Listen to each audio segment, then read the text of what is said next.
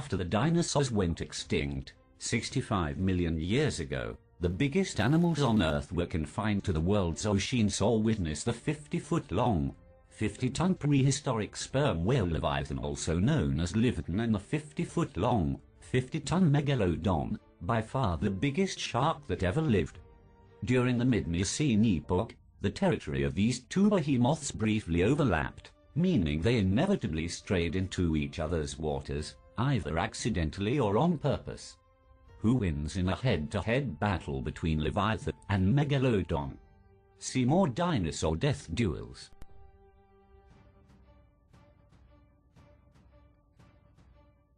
In the near corner, Leviathan, the giant sperm whale. Discovered in Peru in 2008, the 10-foot-long skull of Leviathan testifies to a truly enormous prehistoric whale that plied the coasts of South America about 12 million years ago, during the Miocene epoch.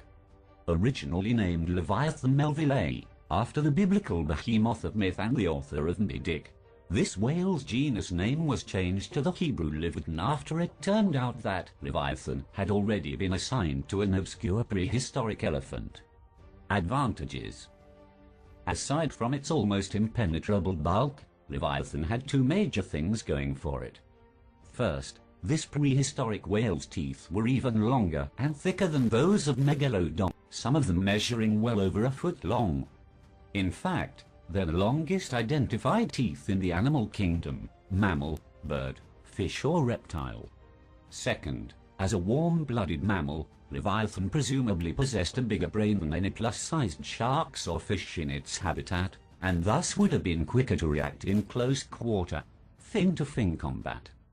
Disadvantages. Enormous size is a mixed blessing. Sure, Leviathan's sheer bulk would have intimidated would-be predators, but it also would have presented many more acres of warm flesh to an especially hungry and desperate Megalodon.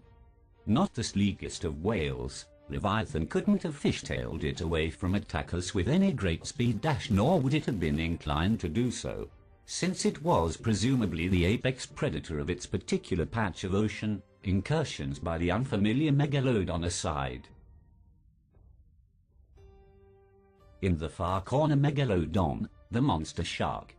Although Megalodon, giant tooth, was only named in 1835, this prehistoric shark was known for hundreds of years before that, as its fossilized teeth were prized as tungstones by avid collectors who didn't realize what they were trading in. Fossilized fragments of Megalodon have been discovered all over the world, which makes sense considering that this shark ruled the seas for over 25 million years, from the late Oligocene to the early Pleistocene epochs. Advantages. Picture a great white shark scaled up by a factor of 10, and you'll get some idea what a fierce and killing machine Megalodon was. By some calculations, Megalodon wielded the most powerful bite, somewhere between 11 and 18 tons of force per square inch of any animal that ever lived, and it had an unusual talent for shearing off its prey's tough, cartilaginous fins, then zooming in for the kill once its adversary had been rendered immobile in the water. And did we mention that Megalodon was really big? Disadvantages. As dangerous as Megalodon's teeth were about 7 inches long fully grown, they were no match for the even bigger, foot-long choppers of Leviathan.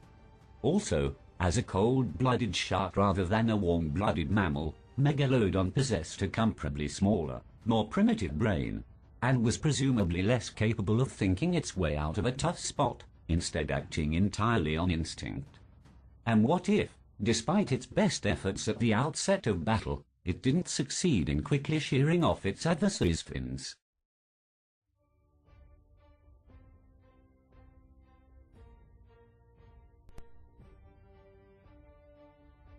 Fight. Let's not concern ourselves with who blundered into whose territory.